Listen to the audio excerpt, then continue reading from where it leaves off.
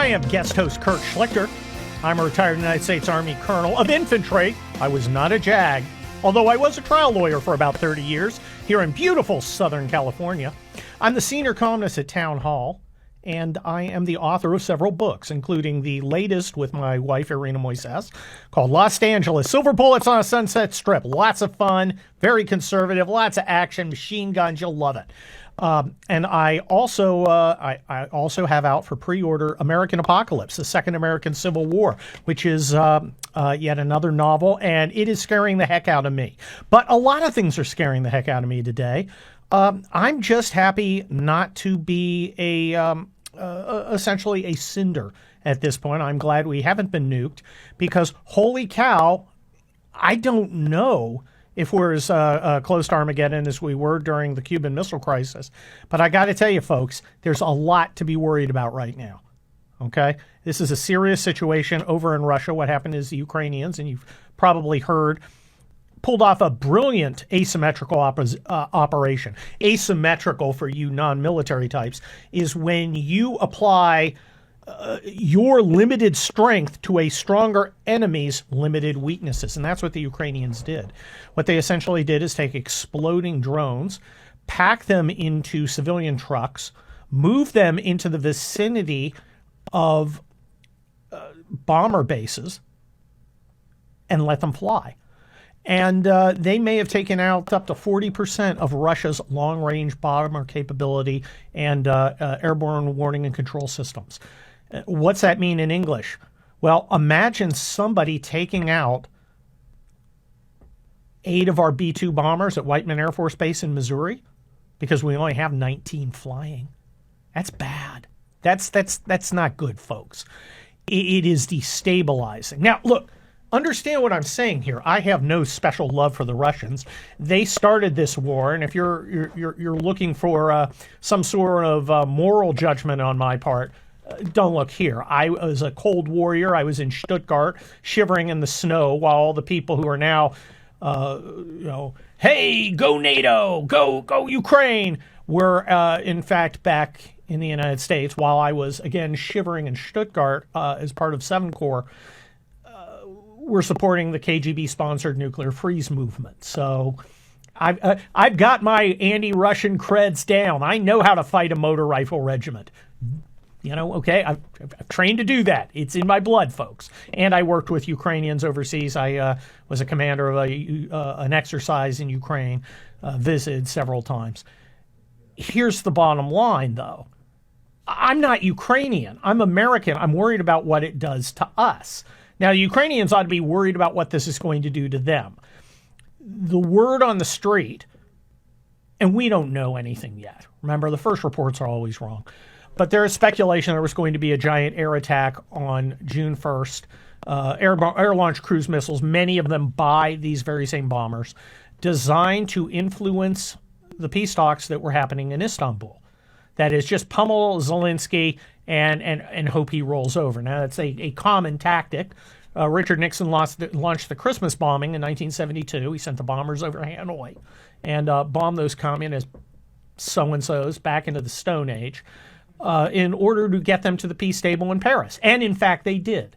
I once interviewed Admiral Stockdale. You might remember him. He was Perot's running mate, one of the greatest Americans ever.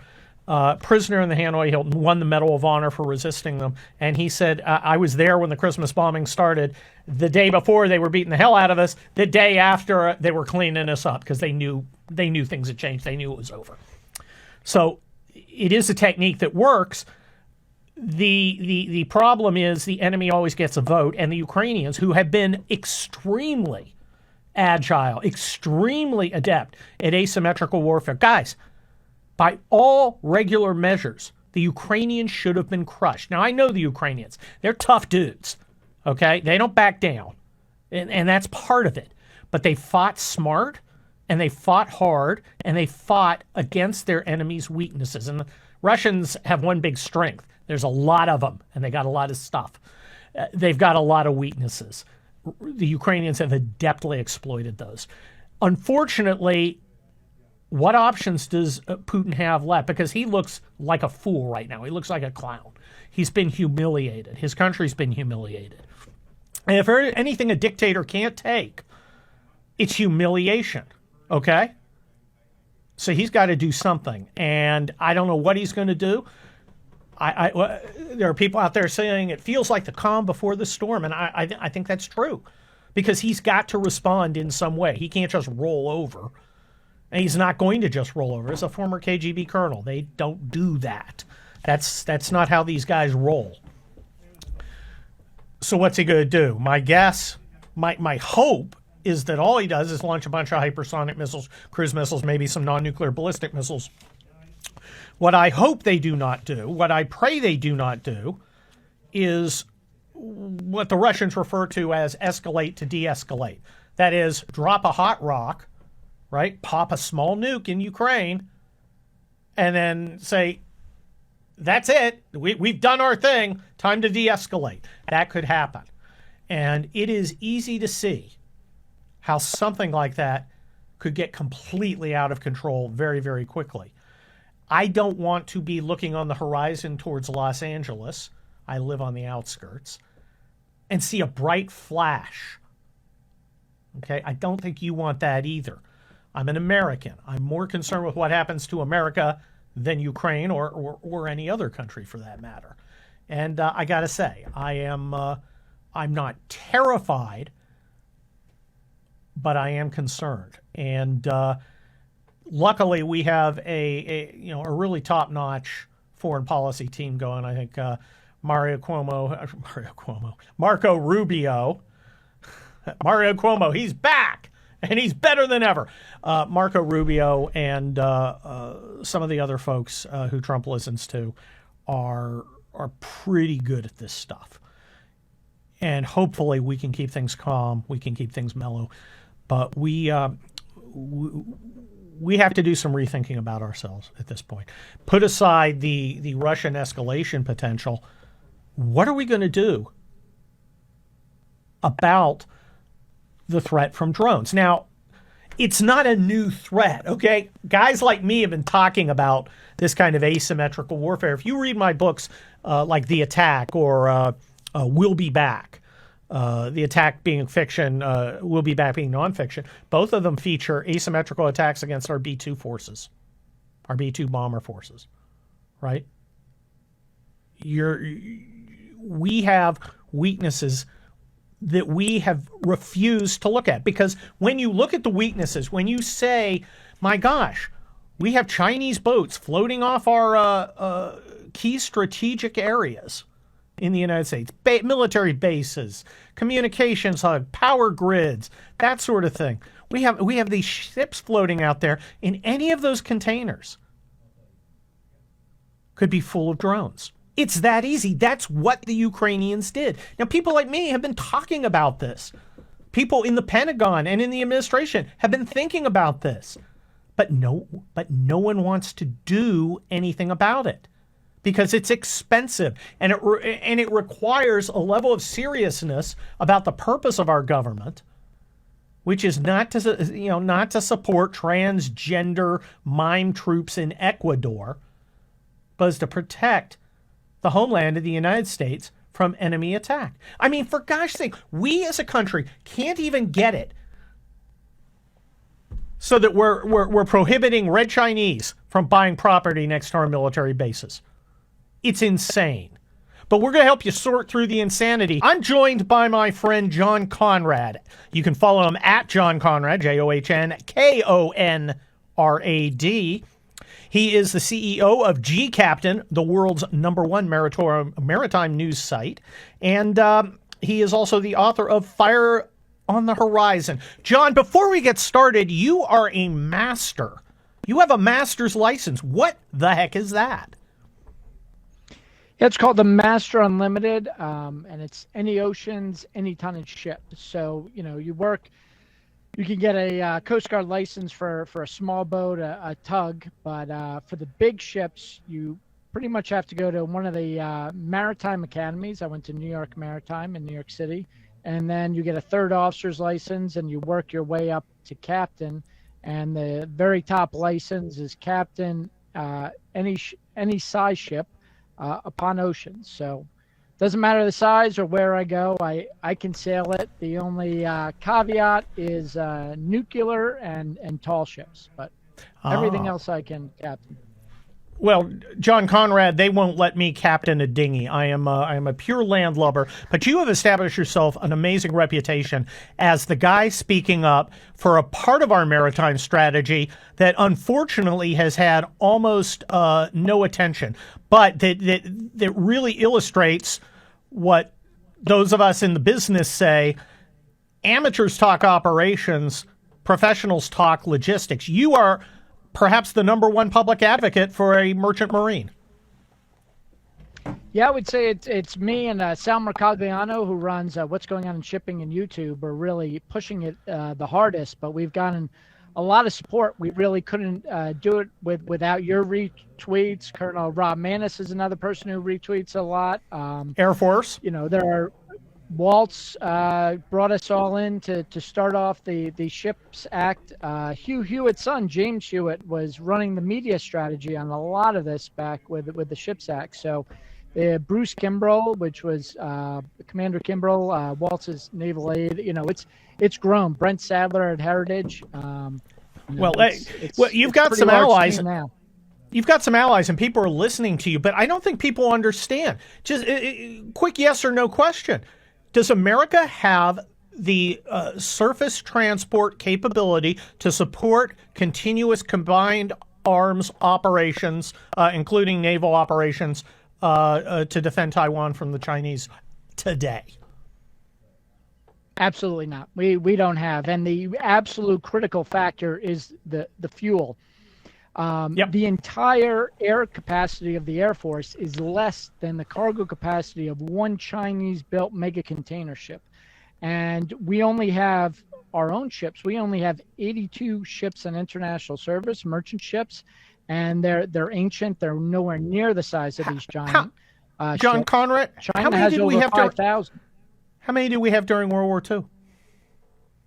Oh, thousands upon thousands. Yes. We were the largest merchant marine in the world. We had so many that after the war, we didn't know what to do with them. We created these large ghost fleets, and we gave them away for pennies. This is the second largest ship owner in the world right now, is after China, is Greece. And the Greece really started up by taking these surplus ships that we just gave away to our allies.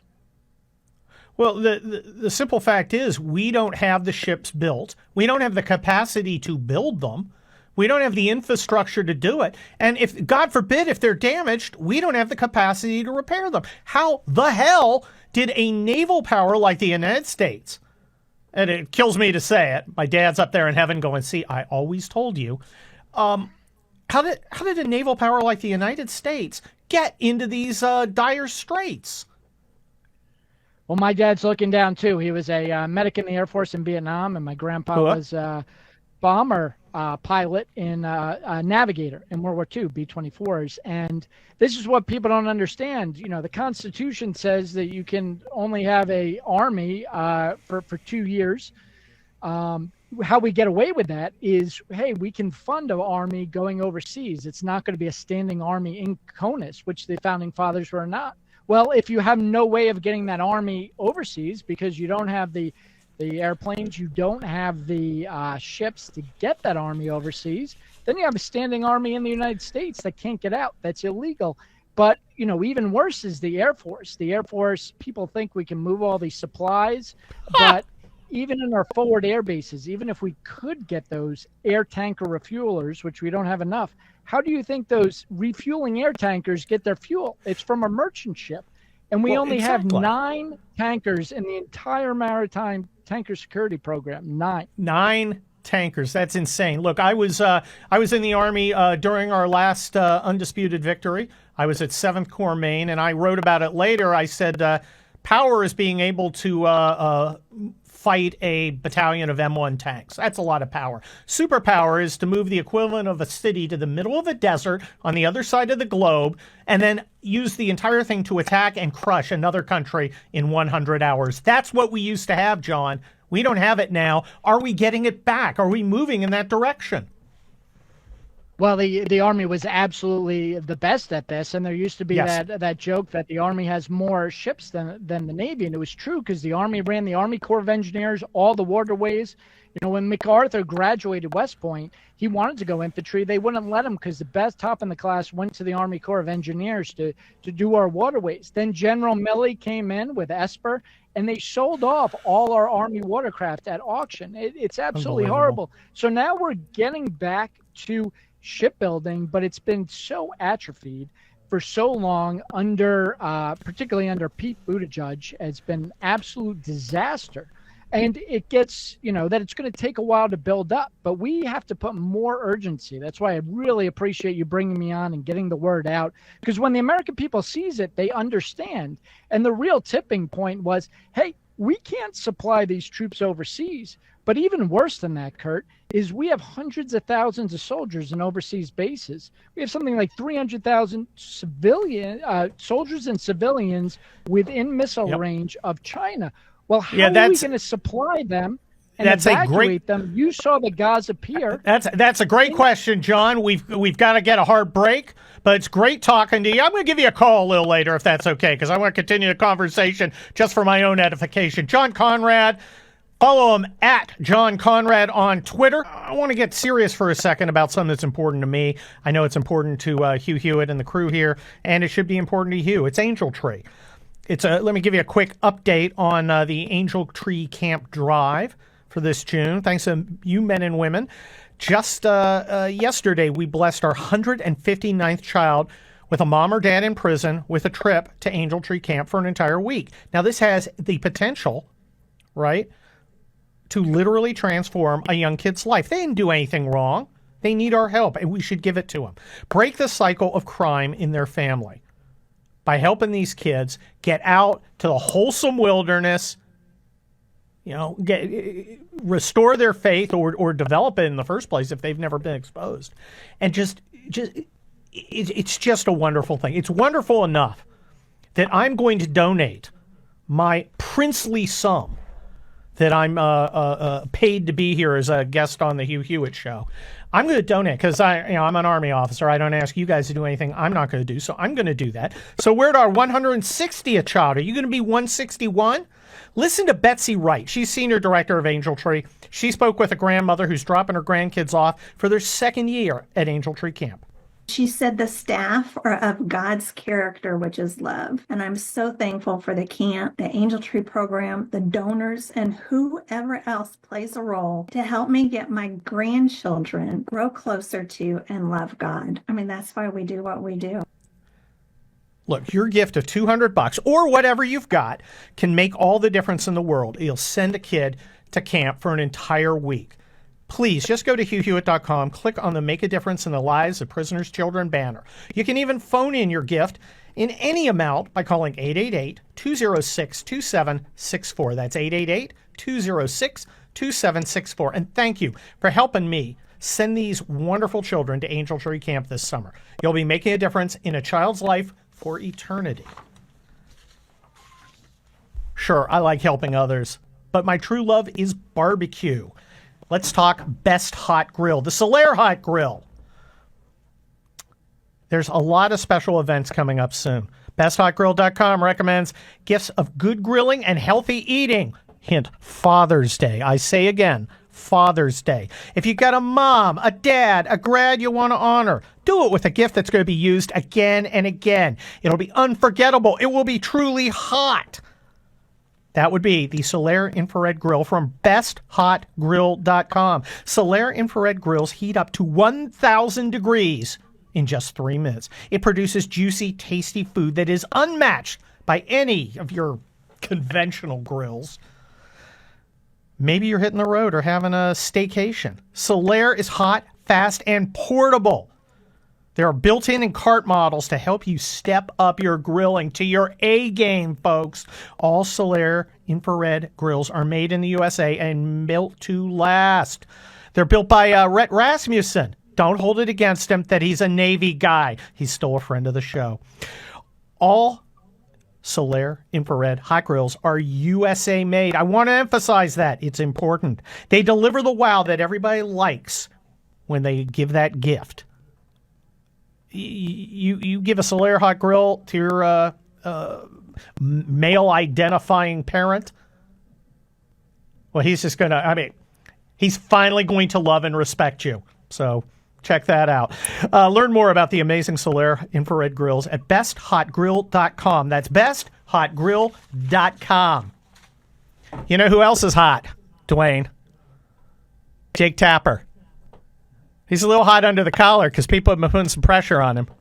Yeah, he was on a podcast with our friend Jonah Goldberg, and they started talking about the concept of the Fox effect. The Fox effect being the leftist media. If Fox News reports on a story, then they have to assume it's not true and they ignore it. The Fox effect is that they assume the story is not true. Let me provide a counterpoint, Dwayne. I think the Fox effect is that the regime media sees Fox reporting on a story and understands that, in fact, it is true. Right? And they have to do the David Burge Iowa Hawk blog thing, smother it with a cover the story with a pillow until it quits moving.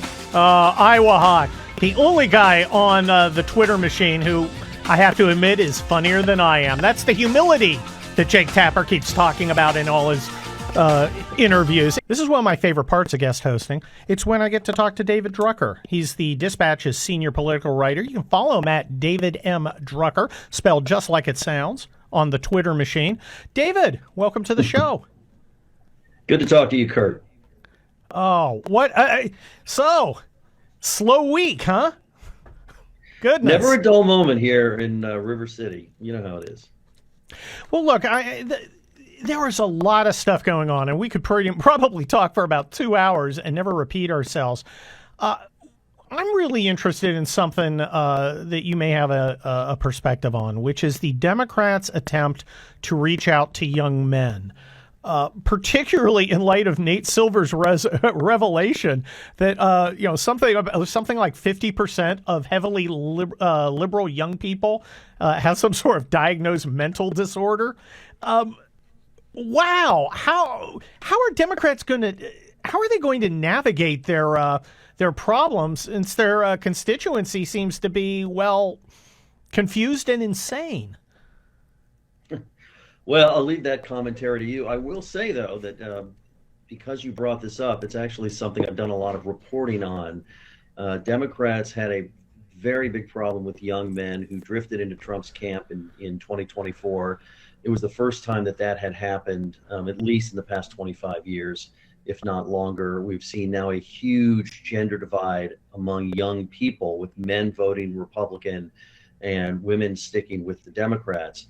But there is a lot of political analysis and research and sociological research around what is going on with young men ages 18 to 29, both politically and sociologically.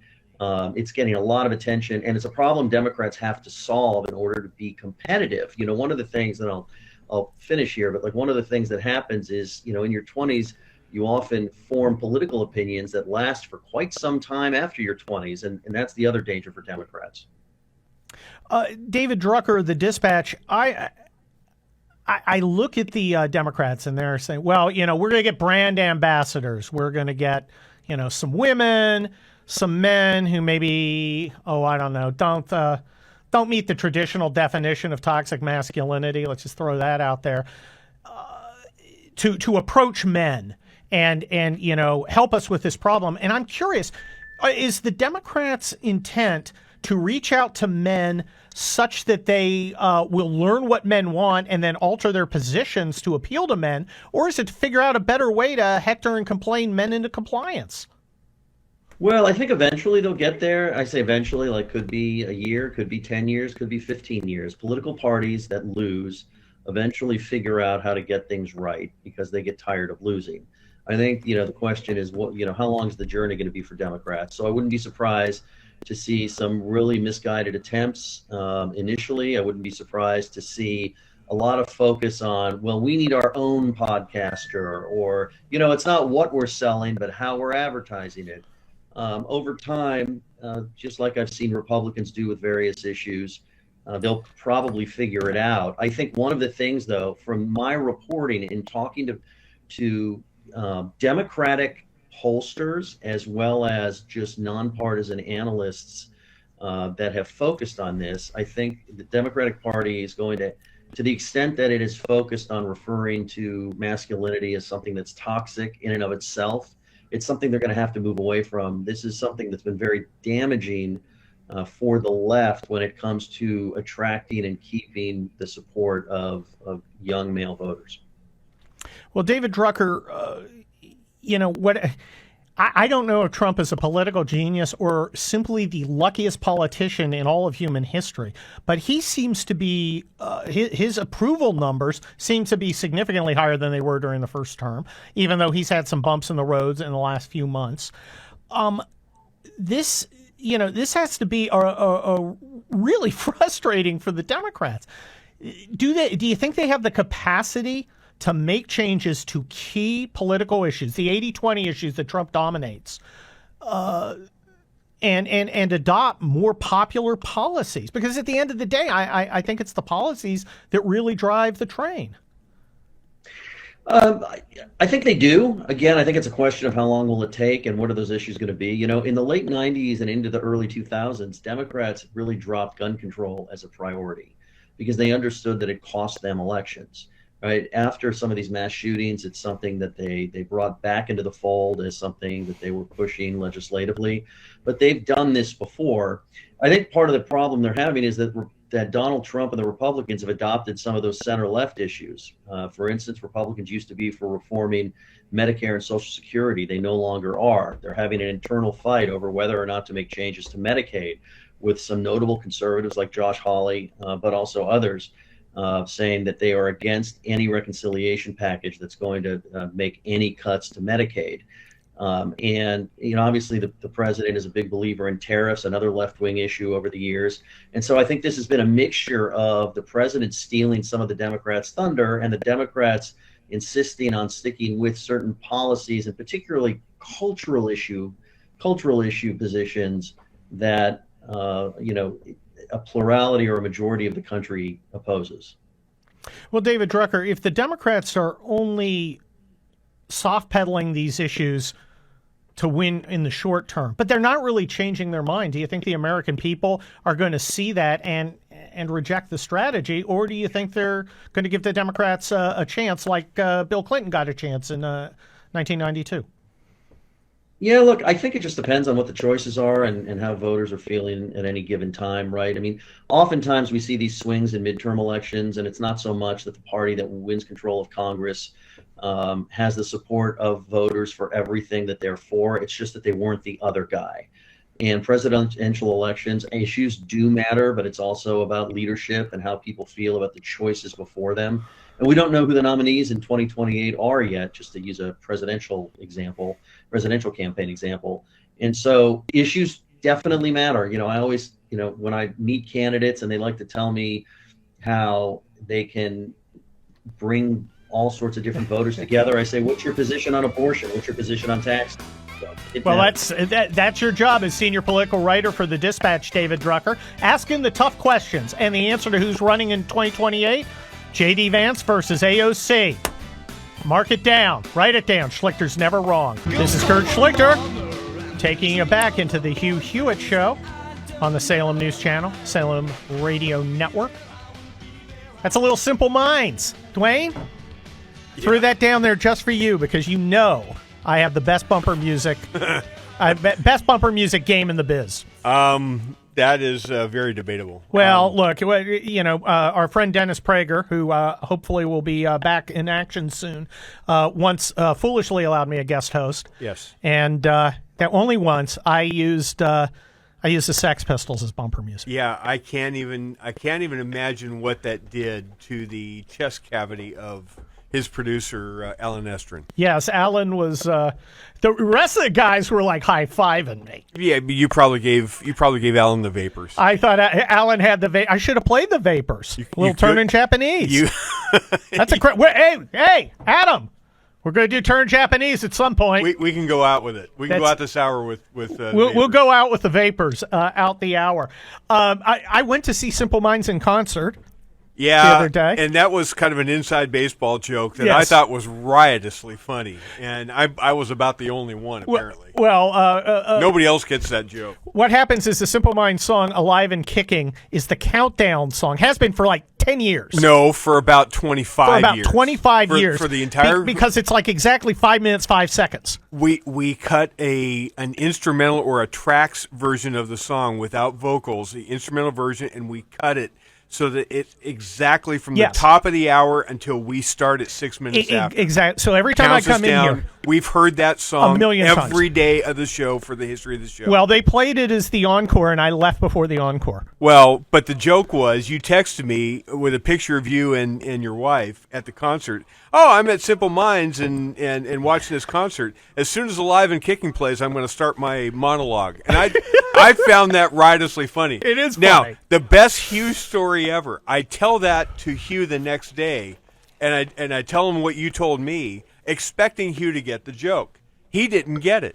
He had no idea he couldn't pick Simple Minds out of a lineup. That is the, and he's the right demographic. As I mentioned to you, except for my wife, I was both the youngest and most ethnic person at that concert. I bet you were, yes. It was, Who was the undercard? General public? no. Modern English. Modern English Modern and English. and soft. Modern English rocked. I bet they do. They were fun. good. They were a fun I band dealt in the with you. day. They were good. And soft cell, not my style, but a lot of people had a really good time with them. You know, Tainted Love. That's the only, They've got- song they have. They've got a bunch of others that sound really similar. People enjoyed it. I had a great time. It still wasn't. It still Oh, wasn't. here we go. The vapors. Little vapors. Oh, I'm getting the vapors, folks. America is under threat, folks. Not just the threat of nuclear annihilation, thanks to what's happening over in Ukraine. Not just because of drone warfare. Folks, we are now facing the threat of the agro-terrorist fungus. Now, I want to make sure, as Adam wondered aloud, was that the lead singer of Gwar? No, it was not. Agro-terrorist fungus. Apparently, the feds have arrested 2 Chinese scholars coming into the country with said agro-terrorist fungus. It's a, I can't even pronounce it, Fusarium graminearium. Some sort of anti-crop fungus. It destroys rice and maize. Your people call it corn. It is, you're not allowed to bring that into the country. And yet these Chinese scholars were doing so. It's, when are we going to tighten up on the fact that we're letting a lot of people who hate us in here? Just the other day, we had this gentleman, the shirtless gentleman who was running around with a flamethrower, setting fire to Jewish people, while yelling "Free Palestine." To its great credit, the new and improved FBI managed to, piece together his motive fairly quickly, while the liberal press was baffled. What could it be? And in fact, today, Dwayne, did you see it today? I think it was a Washington Post. Lone wolf attack in Colorado. Well, and they're lone wolf. They retracted the Gaza story and created an excuse for why believing the Gaza Department of Health or the health ministry, why we believe them 100% didn't meet our editorial standards. Oh, already after they, arguably incited the latest communist adjacent jihadi terrorist to go on an attempted murder spree. The only good thing about it was he was unable to pull it off. He didn't manage to kill anybody, which you can't say about the last guy who did. Yelling Free Palestine. He had a box of 16 of these Molotov cocktails. He only deployed 2 of them, and that's because he burned himself trying to pull out the 3rd one. Well, look, I saw him wandering back and forth around a bunch of citizens. So I inquired into Colorado's gun laws.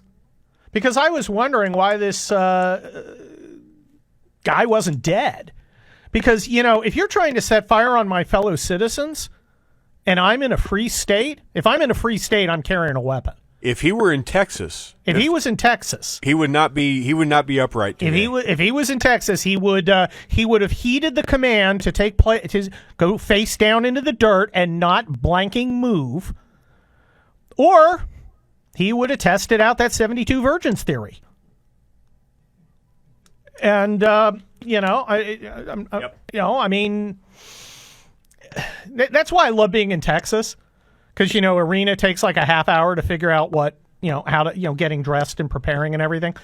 I take about 15 minutes to figure out which gun I'm carrying. Right. In Texas, it's the he needed killing law. Yeah. Yes. Is it, is today, am I feeling 45? Is this a 9mm kind of day? Am I feeling Glockish? Am I feeling Glocky? Where am I with this? Yes. Old classic 1911, options. And unfortunately, the town of Boulder, Colorado, doesn't allow citizens to defend themselves. You essentially can't carry a gun anywhere there. In a blue state of Colorado. In the blue state. In a blue state of Colorado, Boulder is like the liberal enclave within that bubble. Yes, and so we have semi-human savages setting fire Americans because of their religion, because of some overseas fight. Unacceptable. Unacceptable. I saw on the Twitter machine, many of my Jewish friends were saying, hey, you need to conceal carry if you're Jewish. That's not so. You need to conceal carry if you are American and prepared to do what it takes if trouble arises. Conceal carry is not for everybody. Obey your laws, people. That I'm not giving you legal advice. But if you are a person who is able to do what has to be done when things get ugly, I strongly recommend where lawful, you conceal carry a weapon. Be proficient on it. Obviously train. Obviously be safe. When you're carrying a concealed weapon, of course, you have to be the nicest person in the world. And, I was at Mission Impossible with my beautiful wife the other day, and there were some young, boisterous gentlemen to our left. And I suggested, you like to have fun, but eventually I wanted to watch the movie. I suggested that they, quiet down. And one of them mouthed off to me, and Irina directed them in a non-FCC compliant manner to behave, at which point they got up and ran away. But if I was carrying a weapon, I probably wouldn't have done that, because you don't want to escalate things. You want to de-escalate. But guys, I wrote a whole book about this, The Attack, and I'm writing another book, American Apocalypse, The Second Civil War, both novels. You can pre-order American Apocalypse. The fact is, not exactly a coffee table read. The next American Civil War. It's a lot of. It's very interesting. I wouldn't say it's not a delight, because it's not a happy book. But guys, you're your own first responder. Okay, the cavalry will come eventually, and I was a cavalry commander, so I'm biased. But guys, you got to be able to protect yourself and others. What's the old saying? When seconds count, you don't want first responders being minutes away. Exactly. Guys, we have let 10 million, 20 million people who we have no idea who they are in our country, right? The proverbial Maryland men. The guy, the honor student heading to a volleyball game. Did you hear about that? They're really mad in Massachusetts because the honor student headed to the volleyball game, got popped. He's an illegal alien. Get out. Get out. I keep hearing about our democracy, right? I'm one of those guys who learned about democracy the normal way, watching ABC on Saturday morning with I'm a Bill, I'm just a Bill. Remember that? Schoolhouse Rock. Schoolhouse Rock, baby. Yep. Congress passes a law, and we elect Congress. They pass a law. President, who we also elect, signs it. And that's how we do democracy. We get our say. Is it really a democracy if they're not enforcing the law? You saw what Kristi Noem, Homeland Security, announced today? I do, and that's Cut 8. Let's listen. Yeah, here's Cut 8. Here's what's coming. Or watch, too, because it's a Hi, Salem everyone. News Channel. I'm Homeland Security Secretary Kristi Noem. Today, the Department of Homeland Security and ICE are taking the family of suspected Boulder, Colorado terrorist and illegal alien Mohammed Solomon into ICE custody Now, Mohammed's despicable actions will be prosecuted to the fullest extent of the law. But we're also investigating to what extent his family knew about this horrific attack, if they had any knowledge of it, or if they provided support to it. I am continuing to pray for the victims of this attack and for all of their families. Our thoughts and our prayers go out to all of them. Wow. Well, Christy, consequences. I got to tell you, Christy Nome has certainly stepped up. No one's been harder on her than me with the whole dog thing. She has stepped up. But Christy actions Nome. have consequences, and it's They not do. just his. It's Yes. the entire family. Yep. Let's talk about what's going on. Are we on the eve of destruction? Nobody better to talk about that than our friend Alex Gray, CEO, American Global Strategies. You can follow him on the Twitter machine at Alex Gray with an A, 4OK like Oklahoma. Alex, welcome to the Hugh Hewitt Show. Thanks for having me, Kurt. Let's get right to the bottom line. Are we going to end up getting nuked over this asymmetrical attack by the Ukrainians on Russian strategic air forces? Well, I think we've got a couple of issues. I mean, number one, let's all pay tribute to the operational skill of the Ukrainians in pulling this off. Let's also realize that applauding their tactical audacity should also not confuse us that this is our fight. This should not confuse us that we should be expending American strategic capital, investing further in this conflict when we have a huge threat from the People's Republic of China. And frankly, Kurt, what I take from this Ukrainian success is that we are extraordinarily vulnerable at home from our greatest geopolitical rival, the Chinese Communist Party. I think that's what most Americans should take from this, not that we should have some sort of hope for Ukrainian victory here, which unfortunately I don't think is going to happen. What we should take from this is that we have to harden ourselves from our real threat, China. Well, Alex Gray, first of all, we share the opinion of the likelihood of strategic success of the Ukrainians. They're brave. They are very clever. They have fought an asymmetrical fight, frankly, far more effectively than any of us expected. But at the end of the day, there are a hell of a lot more Russians. And at the end of the day, it's not our fight. Our fight's here at the homeland. Just the other day, the FBI arrested a Chinese scientist importing an agro-terrorist fungus, a biological agent, into the United States. We've had Chinese immigrants or visa holders flying drones over our military bases. They're buying property near our key installations. Let me ask you, Alex Gray, how many Chinese infiltrators do you think there are in the United States right now ready to attack if told to? Well, I think we have a high-end estimate, which is the 20-some thousand Chinese military-age males who crossed the southern border during Joe Biden's presidency. We have no idea what they're doing and why they're here, but I think given what you just said, Kurt, I think we can only assume the worst. And we have a pattern of Chinese malign activity across this country, from land purchases to stealing research technology and IP to they're not trying to just buy random farmland. They're buying farmland in key strategic locations. They're buying farmland so they can gain control of the food supply in key regions and of certain types of crops. This is an organized effort to weaken us at home. And Kurt, I've said this many times. I've testified before state legislatures across the country on this issue.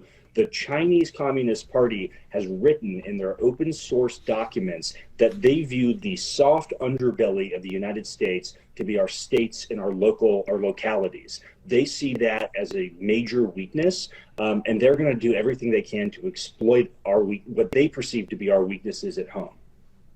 Alex Gray, one of the big problems that I see for Americans is, well, two of the big problems. First, you have one political party that doubts the merit of the United States as a concept. The Democrat Party believes that we are an unjust country built on the genocided bones of indigenous peoples. The other problem is human nature.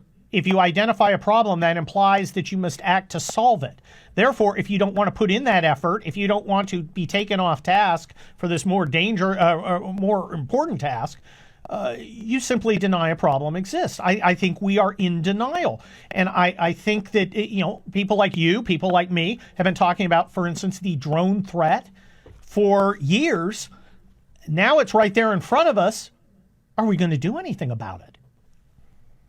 Well, I think we have a unique opportunity right now with President Trump in office to actually do something about it. And we have governors and we have legislators across the country who see the threat, right? My governor, Kevin Stitt in Oklahoma, Greg Abbott in Texas, Ron DeSantis in Florida, have all done really aggressive actions to try and check the Chinese Communist Party malign influence at the state level. And I think now we have a partner in the White House in Donald Trump who's willing to actually do things to crack down on this. I mean, Kurt, you alluded to it. We have police departments in this country that use DJI, the Chinese state drone manufacturer, to provide drones for our local SWAT teams. We have extraordinary self-inflicted vulnerabilities across this country, primarily at the state and local level. And what I'm concerned about, Kurt, to put a fine point on it, is if there's a crisis over Taiwan, the Chinese Communist Party is not going to confine this fight to the Taiwan Strait. They're going to try and bring the fight to us, to distract us, and to take advantage of what they perceive to be our weaknesses. This isn't a Tom Clancy novel. They write about it in the open source. And I think we need to be very aware of that. Well, look what the Ukrainians did. They used, very relatively inexpensive tactical assets over thousands of miles to defeat Russian strategic forces. Those are strategic bombers. They're part of the Russian nuclear triad. I mean, this has not happened since nuclear weapons were invented, and it happened this weekend. Do you think that Americans are going to have the capacity to understand that we are under threat? It's no longer overseas. It's right here in front of them, as if what happened in Boulder wasn't enough. Yeah, I actually think one of the most useful things that's happened recently in terms of getting Americans to think about this the way you and I do, Kurt, is President Trump gave a speech in Riyadh where he basically said the era of Americans trying to go abroad in search of monsters to destroy, as John Quincy Adams said 200 years ago, is over. We're going to focus on working with people who share our interests. We're not going to try and change people's regimes abroad, and we're going to focus on the defense of our homeland and our hemisphere. And I think that was an extraordinarily important change in American foreign policy. And we're going to look back. If we do get to the point where we can finally defend ourselves again, we're going to look back and say that speech was a turning point for Americans to seriously think about what matters with our security interests and not get focused on these ideological crusades. Well, Alex Gray, as someone who's deployed overseas, both in peacetime and to hostile fire zones on multiple occasions, I've got to agree. We need to protect the homeland, and that means we can't be the world's policeman. I mean, sometimes cliches are true. Alex Gray, thank you so much for joining us. You're the CEO of American Global Strategies. People can follow you at Alex Gray for OK. That's Gray with an A. We're back on the Hugh Hewitt Show here on the Salem Radio Network, Salem News Channel. I'm guest host Kurt Schlichter, and I'm bringing you the very best in bumper music. That was, of course, Joy Division with Love Will Tear Us Apart. Guaranteed to have a lot of folks out there scratching their head. But look, I'm a kid from the 80s in suburban California. I am who I am, as Popeye might said. The great navalist, Popeye. AmericanFederal.com. 800-221-7694. Look, there are a lot of good reasons to buy gold and silver. Bank failures, digital currency volatility. AmFed, coin, and bullion is the choice for precious metals. If you ask AmFed owner Nick Grovich to simplify the case for precious metals, he's going to tell you that when President Roosevelt recalled the gold in circulation and paid people with paper money, they received a $20 bill for a $20 gold piece. Today, that $20 bill wouldn't even fill half your gas tank. I could testify to that. but that gold piece is worth over $3,300. Which would you rather own? Seems like a pretty reasonable question to me. AmFed Gold and Coin and Bullion. Nick's been in this industry over 44 years, and he's proud of providing transparency and fair pricing to build trusted relationship. If you're interested in buying or selling, call Nick and his team at AmFed Coin and Bullion, 800-221-7694. That's AmericanFederal.com, AmericanFederal.com. And look, if you're the kind of person who listens to the Hugh Hewitt program, you're probably pretty savvy with your money. You're not living in a van down by the river. And that means you can help out people who need your help. I'm doing it. It's Hugh's Angel Tree campaign, where we send the children of prisoners off to summer camp so they can take a break, find a quality path, learn a little about their faith, and really get their lives together.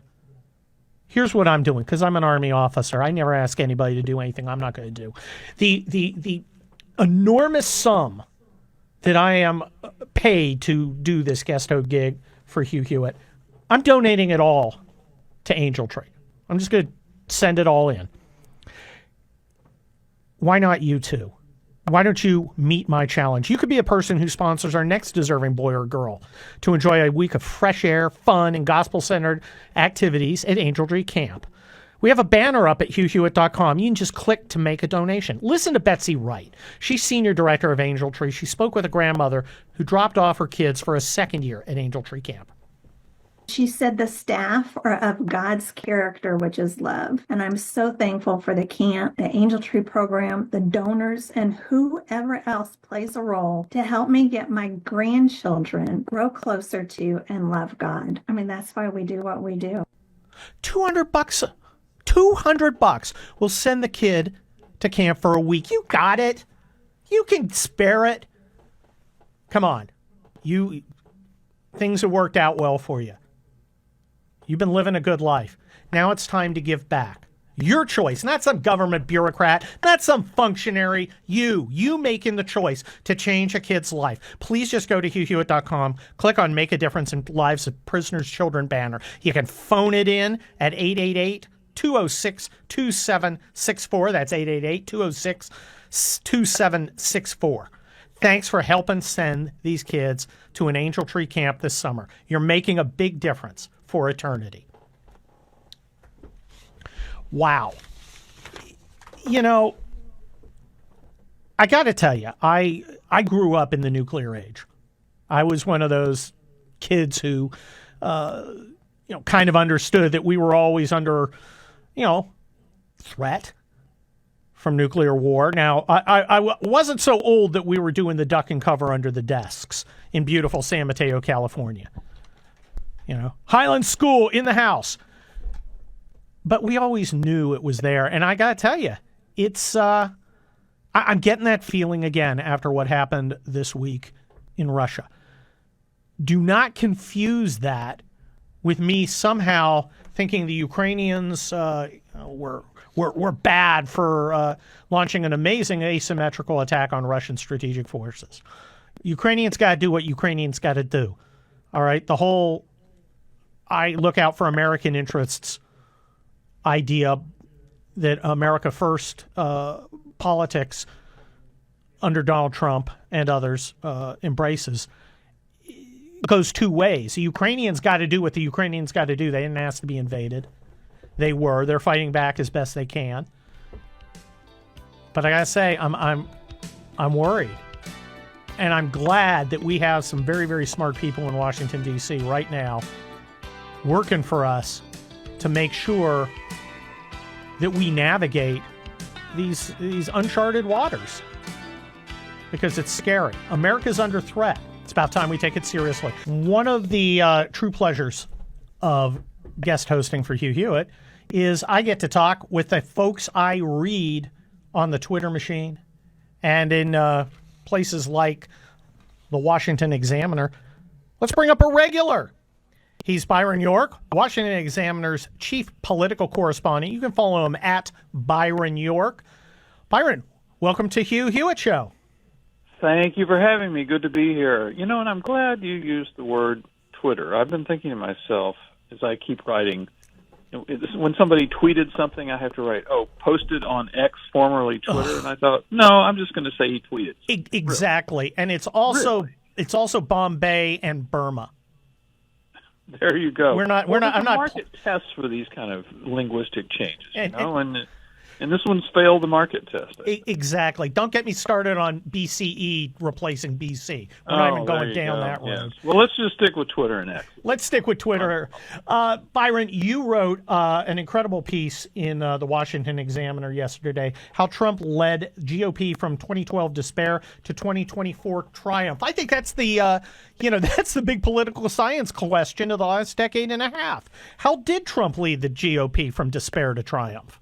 Well, the first thing to remember is how bad the despair was right after the 2012 presidential election, in which Mitt Romney lost to Barack Obama. Now, it's hard to run against an incumbent president. On the other hand, Romney was a poor candidate, in my opinion, and a lot of the Republican base didn't really want him to be the nominee, but that's what they ended up with. So anyway, he loses. And if you remember, the Republican Party has kind of a nervous breakdown. They believe is because Obama did better with Hispanic voters than Romney did, which is certainly true. But they commissioned an autopsy. You remember the famous autopsy? I remember the autopsy. If you read it today, it is just so sad. I'm going to quote it today. Public perception of the party is at record lows. Young voters are increasingly rolling their eyes at what the party represents, and many minorities wrongly think that Republicans do not like them or want them in the country. We must embrace and champion comprehensive immigration reform. If we do not, our party's appeal will continue to shrink to its core constituencies only.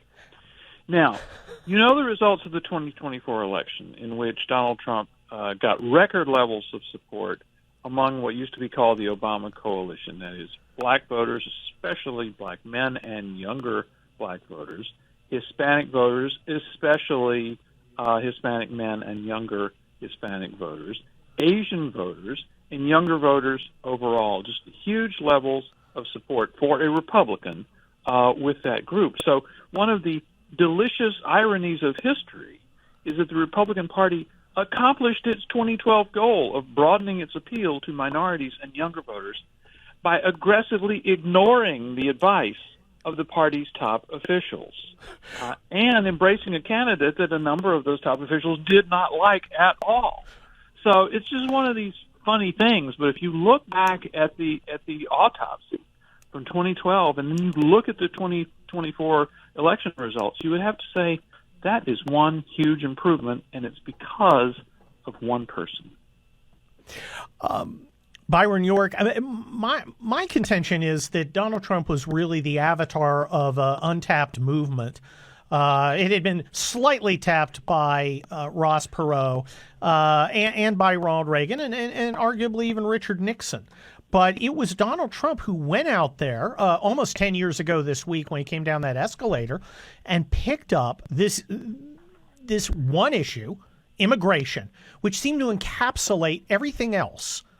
And, we had been told you're not even allowed to talk about it except in the context of, complete surrender.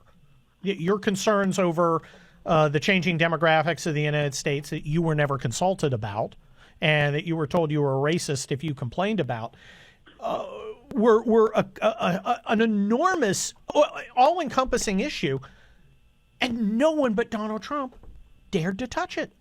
It was so interesting. I remember a veteran Iowa Republican political operative who was very pro-Trump in 2015, early in 2015, right?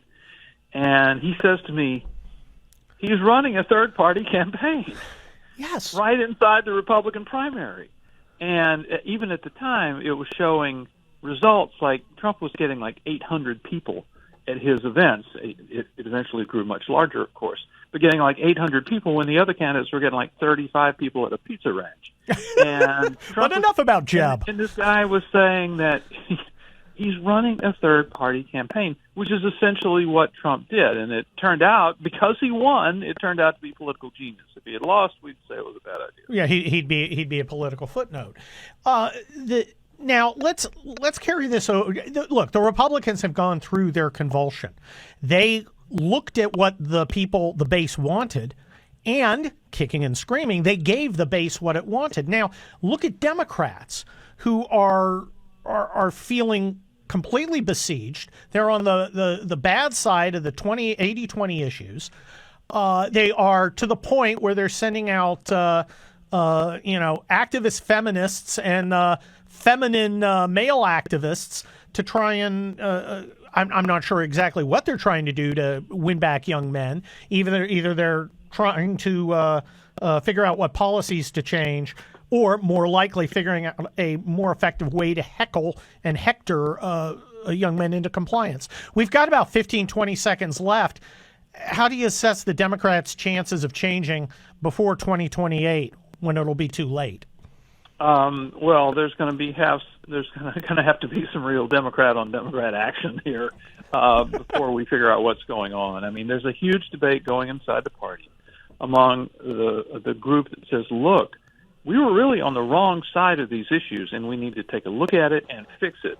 And the other people are saying, no, we need to fight Trump even harder. We've just been too nice to Trump. We need to fight even harder. That's a big debate. I kind of simplified it, but it's going to have to be settled by 2028. Well, Byron York, all I can say is I'm old enough to remember George McGovern and Walter Mondale. Thankfully, the Democrats don't seem to be. That was Byron York, Washington Examiner's chief political correspondent. You can follow him on Twitter at Byron York. We're cheering things up here at the Hugh Hewitt Show. I'm guest host Kurt Schlichter.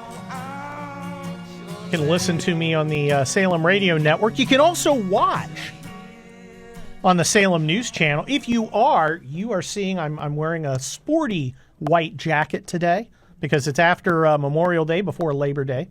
And being the fashion icon I am, you'll also see that I'm slimming down a little. But it is nothing compared to Dwayne.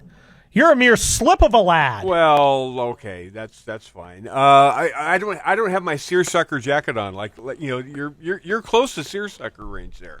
I fill in an FCC non-compliant joke there. No, I've been exercising a lot. I've been trying to watch my weight, but I have done nothing like you. And this is over like 2 years, right? Well, keeping it off. It only took about 3 months to be able to peel off 50 pounds. I was able to. That's a lot of pounds. That was a lot of pounds. And how did you do it? The smart way. No drugs, no shots. Just went to myphdweightloss.com and got a counselor to work with my crazy schedule because we were doing nights then. I remember. And still came up with a meal pattern that worked and food that I could actually tolerate and eat. And I lost the weight, was disciplined about it, started walking more.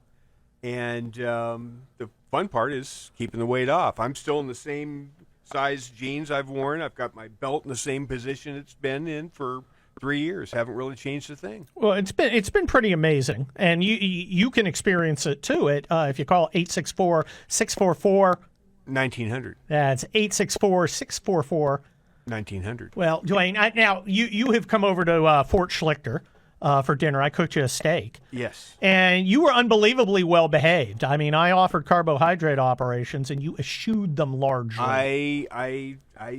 I may have done a little brief sample, but I did not overtly partake. You did not, but I provided protein and protein is key to my PhD weight loss. Absolutely. Because I know how to cook a steak. Yes.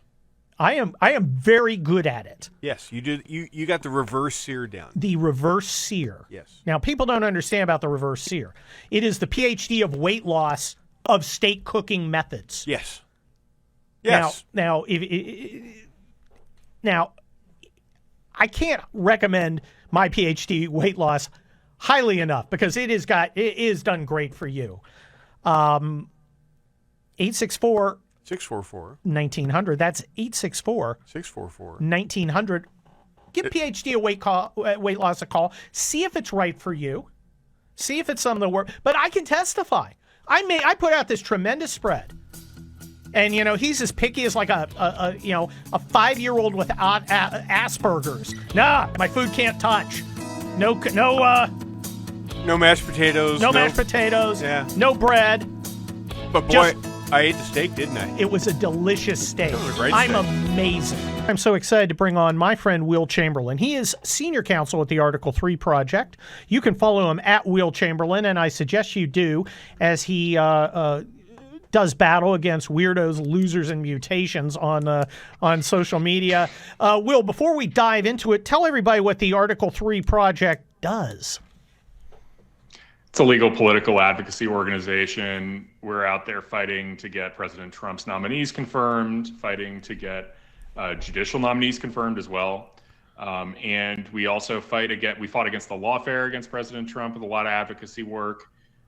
We do, media hits like this, op-eds, but we also put together campaigns where people can directly contact their senators or congresspeople to let them know what they think about a particular issue, which tends to be very helpful because senators may not pay attention to general hubbub, but they certainly pay attention to it when their constituents yell at them. So we're all about bullying senators at the Article 3 Project. Oh, I just love hearing that. It sends a tingle up my leg. Will, yesterday the Supreme Court did something that I find a little bizarre, especially since the Supreme Court seems to be running out of friends on the right. Can you tell us a little about their Second Amendment jurisprudence? Yeah, they denied cert in a case about Maryland's AR-15 ban, which is a bizarre ban to not take cert on because under Heller and under more recently the Bruin case, guns that are in common use are not allowed to be banned by the federal government. There's a Second Amendment right to them. The AR-15 being the most commonly owned gun in the United States, or certainly at least the most commonly owned rifle. I don't know if it's the most commonly owned gun. Would certainly qualify as one that's in common use and therefore subject to Second Amendment protection. And yet the Supreme Court decided to kick the ball down the road for another term or two, according to Justice Kavanaugh's concurrence in the denial of cert. And I can't say I'm impressed by that. I can't say I'm impressed by the fact that they seem to be able to drop everything at a moment's notice to protect illegal alien gangbangers from being deported, but they can't spare a few moments to protect the rights of law-abiding citizens to own AR-15 rifles. Well, that strikes me as bizarre too, Will Chamberlain. It's only an enumerated right under the Bill of Rights. No biggie, but, some wife-beating gang member who might get sent back to his homeland. It's 2 a.m. on a Saturday, drop everything and certify a class. I don't get it. It's crazy talk to me. Can you explain to non-lawyers just how procedurally and substantively insane these antics are? Because I have a feeling normal people out there are going, oh, well, this is how law is practiced. This is not how law is practiced. So you got to understand what the Supreme Court did in this Alien Enemies Act case most recently. And they did something bizarre. They did something they haven't done, as far as I can recall, ever. And it's not the substantive ruling isn't the bizarre thing. It's what they did procedurally that's weird. They issued an injunction before any lower court had issued an opinion. That shouldn't happen because the Supreme Court doesn't have what's called original jurisdiction over very many cases. Original jurisdiction is when you hear a case as a court in the first instance. They are a court of review, not a court of first view. So they should have an underlying court opinion, except in rare exceptional cases spelled out in the Constitution. Yep. They should have an underlying court opinion that they're reviewing, but that didn't happen in this case. And I mean, you can go through the timing of it, but it was totally bizarre. Well, the whole thing is odd because, the judicial branch doesn't have its own army. It can't send police to arrest you. It can't write checks like Congress can. The only thing it has is its credibility, which it derives from being a neutral arbiter of the law. And what we're seeing now, to me, and you tell me if I'm wrong, seems to be it's becoming very politicized, seeking policy goals, kind of wearing the skin suit and demanding respect, to quote Iowa Hawk, which we've done many times today. It is And if it's just another political branch of people who never have to answer to voters, why do we need it at all? Well, I mean, it's not really clear. It's not obvious that, this needs to continue. And especially like their ability to order around the executive branch, if they're going to do so and lawlessly, if they're going to ignore their own jurisdictional rules. Like, I mean, the argument here, of course, is, well, the Supreme Court is necessary to ensure there's due process. Well, but if you're not following your own rules about jurisdiction, if you're not following your own laws, why should we take you seriously when you tell us, when you tell the executive branch what it's doing on immigration, especially when Congress has allocated so much authority and discretion on immigration to the executive branch and stripped so much from Article 3. It's really bizarre. Well, I've noticed the courts ruling on cases where they've been specifically stripped of jurisdiction. I have noticed procedural shenanigans that blow my mind, like ruling on matters without a ruling below to review. And, they didn't have to spell it out in the Constitution what the executive's check on the judicial branch is. The executive check on the judicial branch is, nah, we ain't going to do it. And Trump hasn't done that yet.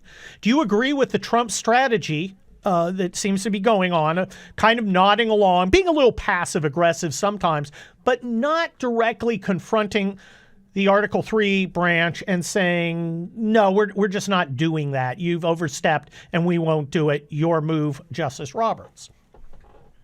Yeah, overt defiance has costs that are sort of external to the particular case at issue, because you got to think about DOJ line attorneys have to show up in federal court every day to prosecute criminals. So Yep. you have to have some amount of comity between the judges and the executive branch. So it's understandable that DOJ and the Trump administration will be trying to facially comply with the court's rulings, even if they read them as narrowly as possible. You just don't want to have to defy rulings, but at the same time, it's not unprecedented. There was a time during the Vietnam War where a Supreme Court justice tried to impose a stay on the Nixon administration's bombing of Cambodia, and the Nixon administration laughed at that, called up the other members of the Supreme Court and said, you guys need to fix this right now. And we're also not, it was privately said, but we're not going to pay attention to this court order.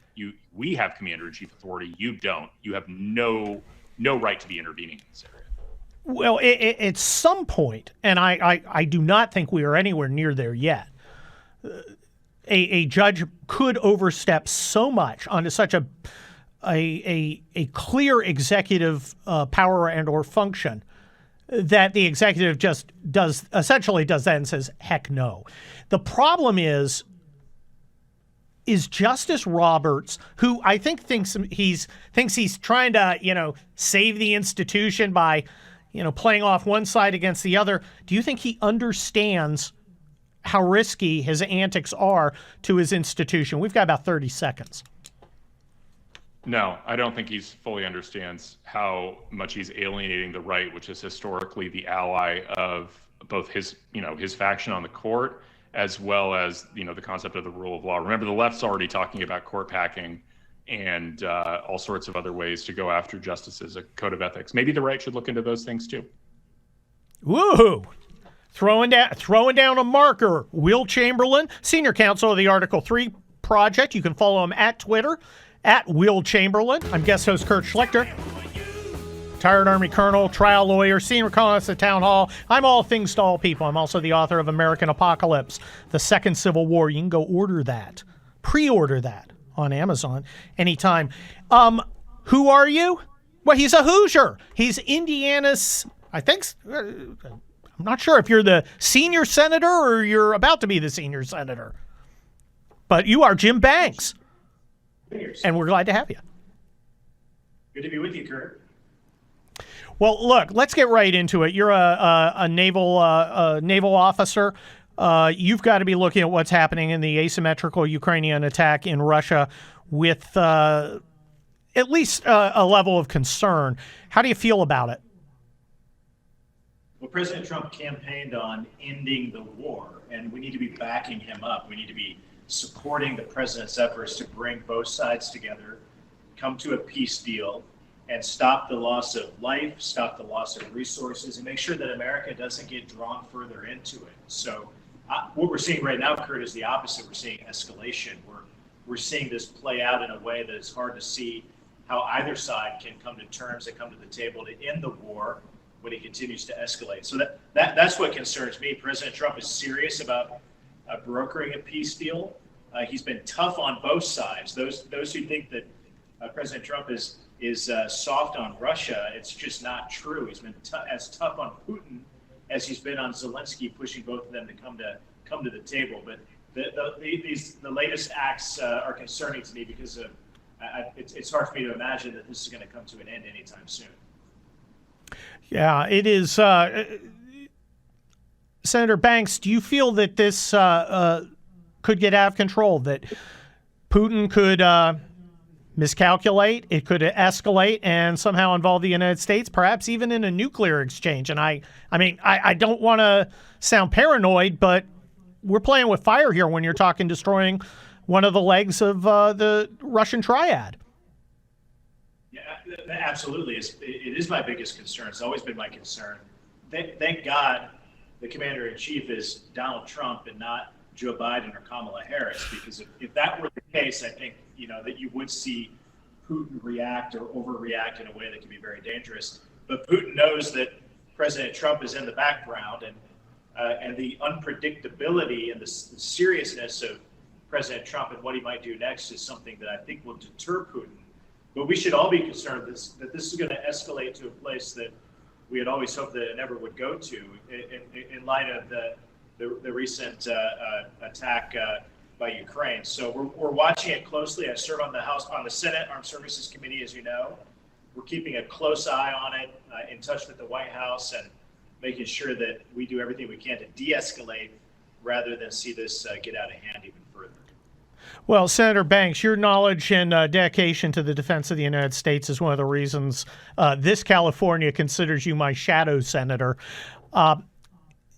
Obviously, the revelation that the Ukrainians were able to infiltrate drones thousands of miles into Russia and launch this rather devastating attack on these high-value targets should highlight to people who haven't been paying attention, and to your credit, you are one of the guys who's been paying attention to the great risk we suffer in America's homeland. How do we change the mindset of Americans from fortress America to an America that's vulnerable to attack, both from outside through hypersonics and such, and through inside by infiltrators who, frankly, come across the border or on commercial cargo ships? Yeah, absolutely. It's you think about I'm not worried about Russia attacking America's homeland. I'm worried about China attacking America's homeland. I'm worried about the open border for 4 years under Biden and those who flooded into our country, those who have now overstayed visas, like the terrorists in Boulder, Colorado. What came into our country over the last 4 years and how dangerous that is to America. I mean, you talk about the Ukraine attack. Hundreds of miles into Russia. I mean, we have Chinese ships parked and docked in American near America, close enough to America, that you could see an attack like that carried out on the United States. This is why the Golden Dome that President Trump is serious about building in our country, and the type of security and deterrence that provides for our homeland is so important. Why I fully support it. Indiana is going to play a big role in building it for President Trump and for the country, so I'm proud of that as well. But this is why defense of the homeland matters more than I think it ever has before, certainly in my lifetime. Why we can't be complacent. We need to be vigilant and do what we have to do to secure our own country. Well, Senator Jim Banks, you know what's going on. You know the threat. Do your colleagues understand it? I don't mean at a superficial level. Do they understand just how serious this asymmetrical threat to the United States, our infrastructure, our military, our people really is? I hope so. I'm brand new to the Senate, served 8 years in the House, and the whole time I was in the House, we were talking about the China threat. And I remember, you remember this too, Kurt. You go back to 2017 when President Trump was first elected. And Mike Gallagher and myself, we were brand new in the House. Tom Cotton was in the Senate at that point for a couple of years. We were talking about the China threat.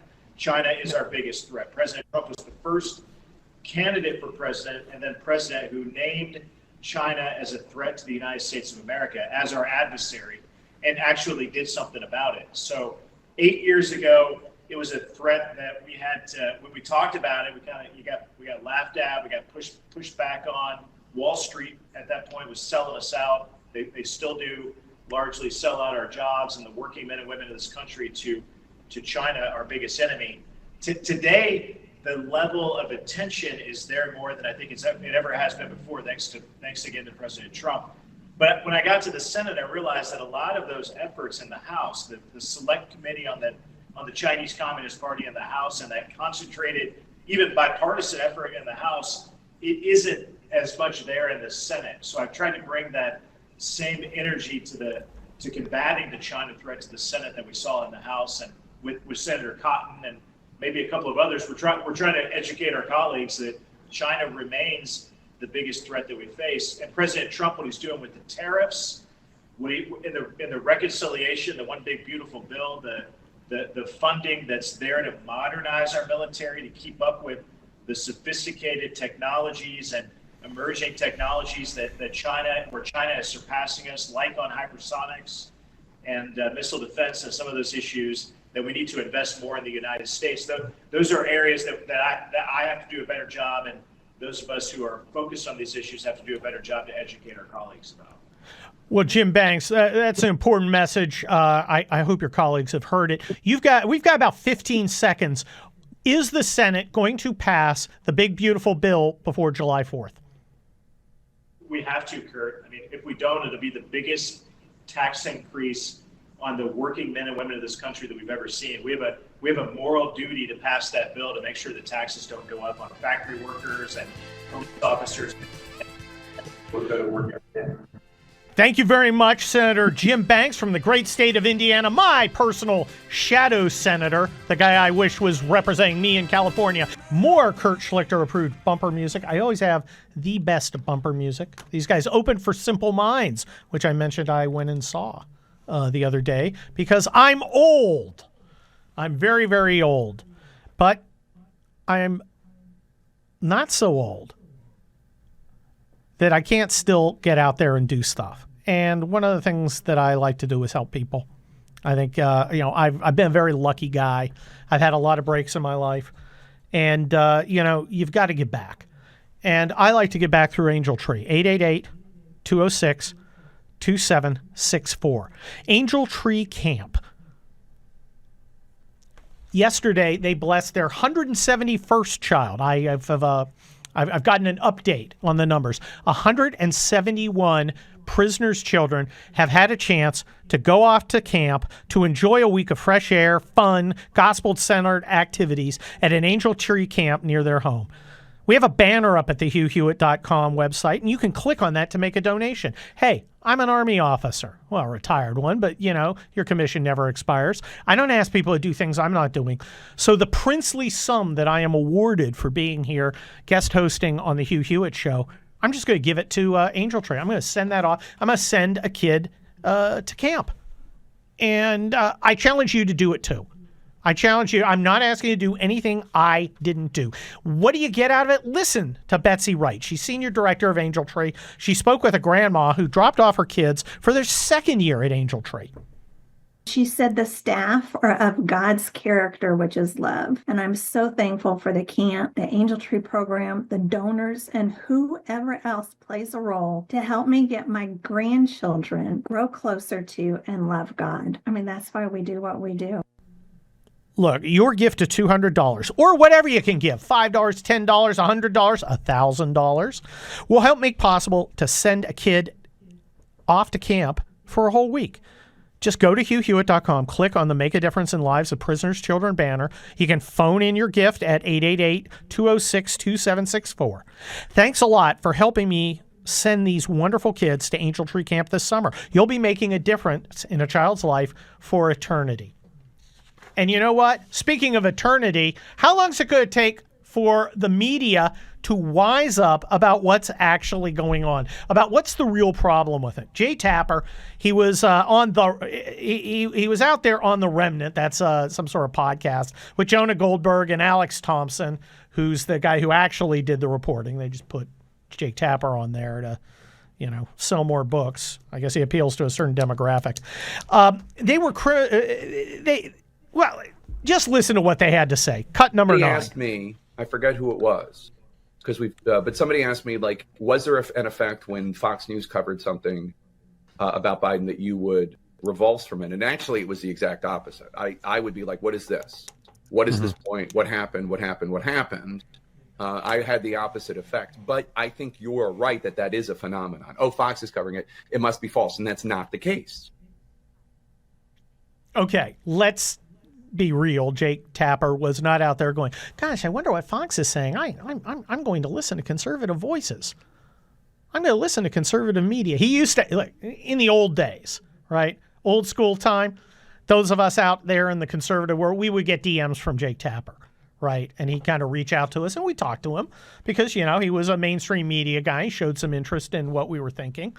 And that was like 10 years ago. And in the meantime, we were like, okay, this guy doesn't care. He's just another regime media hack. And that's how we felt about him. That's kind of still how I feel about him.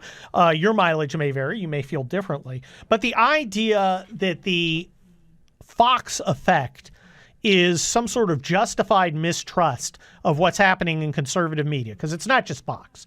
It's any conservative media. Okay, it's the Hugh Hewitt show. Hugh Hewitt was talking about how Joe Biden, had lost a step years ago. I was writing in my own way about how, he was actively senile. Okay? Different vibes, but the same point. And this is years ago. Did Jake Tapper listen to us? Did Jake Tapper dig in?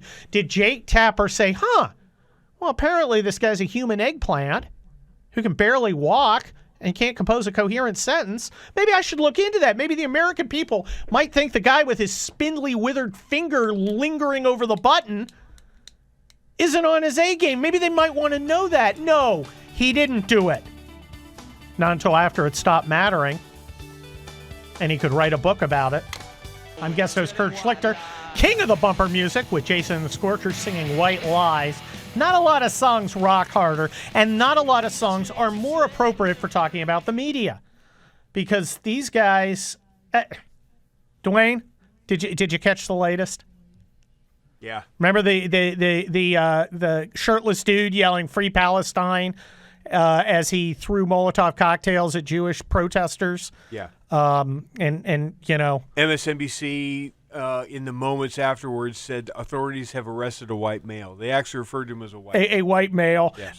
Motive unknown. Well, it's a mystery what Muhammad was thinking. Yeah. At the moment. I mean, how does the media, the regime media, go ahead? Look, do we agree that ideally, in a functioning American system, we would have a independent media that held everybody to account? Well, you see, that's the thing is we in the right ecosphere here are accused of seizing and pouncing on media all the time and trying to look for bias that isn't there. Alex Thompson tried to say it wasn't ideological, our bias. It's just that for the last 4 years, we didn't want to be out of sorts with others in our industry if we pushed too hard on a story. We didn't want to be disinvited from all the events. We didn't want to be have our sources cut off if we pressed too hard on what we were all seeing. So it wasn't ideological; it was institutional as to why we couldn't cover it. That's what Alex Thompson said. So what he was saying is, it wasn't my ideology. I was just catering to the darn communists. To the herd, right? To the herd.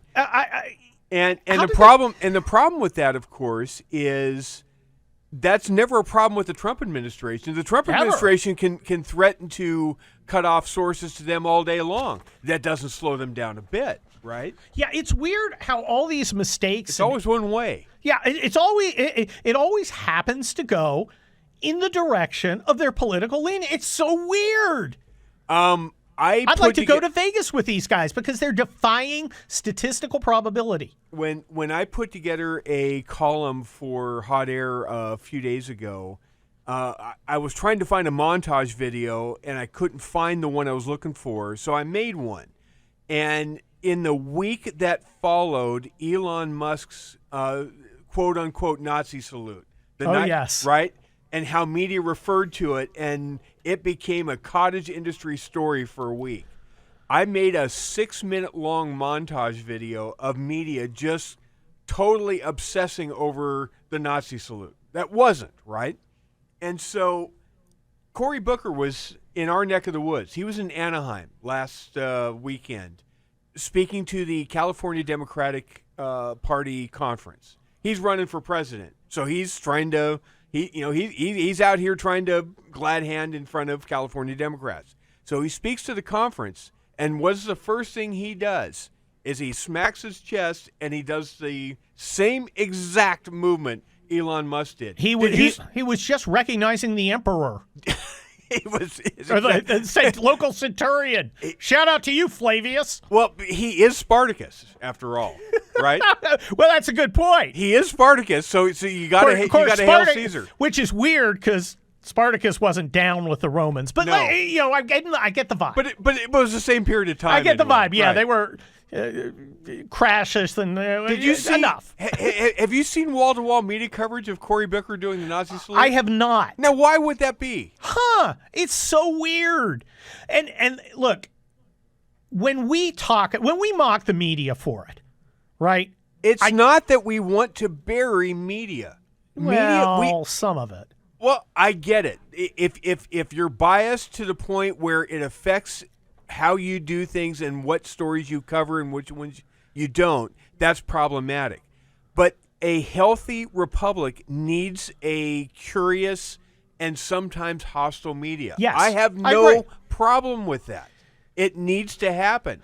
The problem is you're never going to have a media that's trusted by 3/4 of the country unless they take the first step towards recovery, which is admitting they got a problem. It's the Iowa Hawk skin suit phenomenon. 1, identify a institution. 2, kill it. 3, skin it. 4, wear its pelt like a skin suit and demand respect. Right. What they want to do, what people like Jake Tapper and the rest of the regime media want to do is be respected as noble truth tellers who don't care whose toes they step on. But they don't want to actually be noble truth tellers who don't care what toes they step on. They want to be Democrat transcriptionists, yet they want the same respect they would get if they actually put something at risk, if they actually did their job rather than followed their own political prerogatives. Where's the Woodward book on who actually ran the country for the last 4 years? Where's the expose book to talk about? I know, right? Who actually was writing the EOs and deciding what was going to be in the EOs when Grandpa was off on the beach in Delaware. If you had ever imagined that Bob Woodward was anything but a hack, if you had ever imagined that, the fact that we don't have the big book, we didn't have while Biden was in office, the big book of President Eggplant.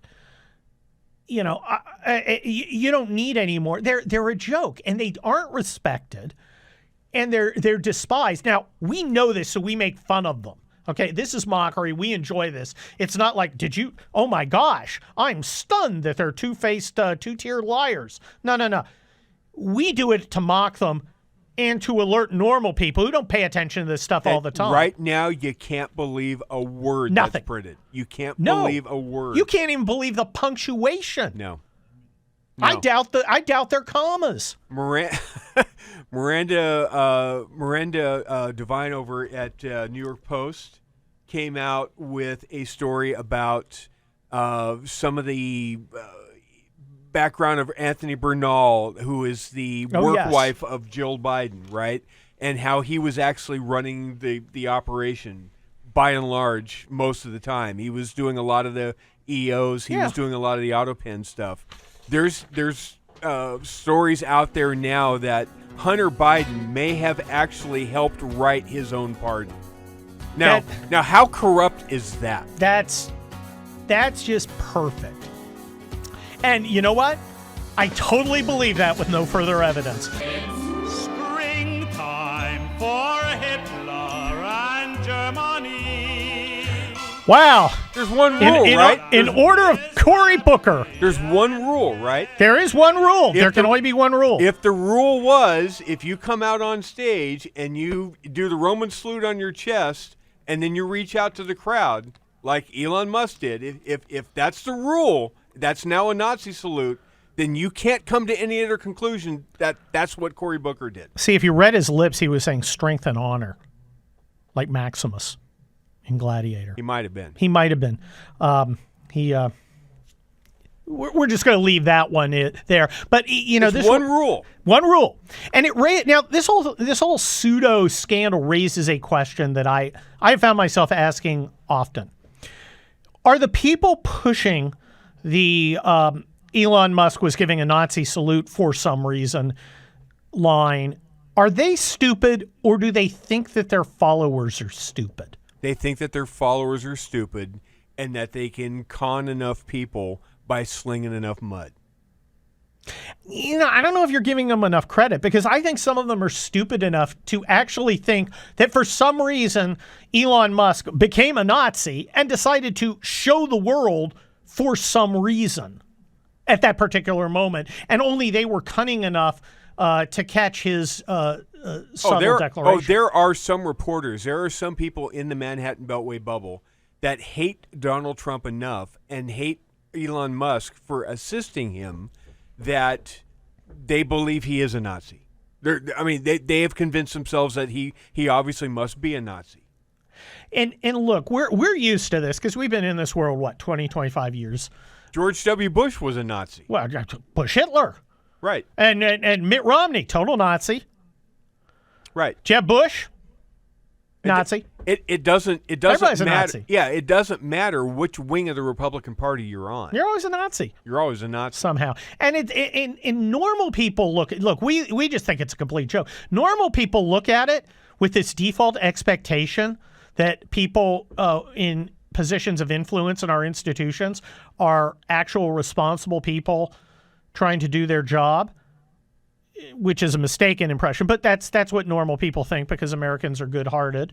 But here's the thing. And it's a lie. They're baffled. Here's the thing. We've got multiple instances. We've got this Boulder attack, the firebombing attack. You have the attempted the arson of the Pennsylvania governor's mansion. The shootings. The murders. In downtown D.C. of a Jewish diplomat and his fiancée. Unbelievable. Were all those members of the right? Were all those MAGA hat-wearing people? Well, their lives are forfeit because they disagree with the left. And that's intolerable. We're not going to tolerate it. Not in America, not in our country, not in the countries so many of us love, some of us fought for. This is Colonel Kurt Schlichter signing off at the Hugh Hewitt Show on the Salem Radio Network, Salem News Channel. Thanks a lot for having me. I'll be back next Tuesday, unless Hugh Hewitt hears about this show, in which case, who knows? Adios.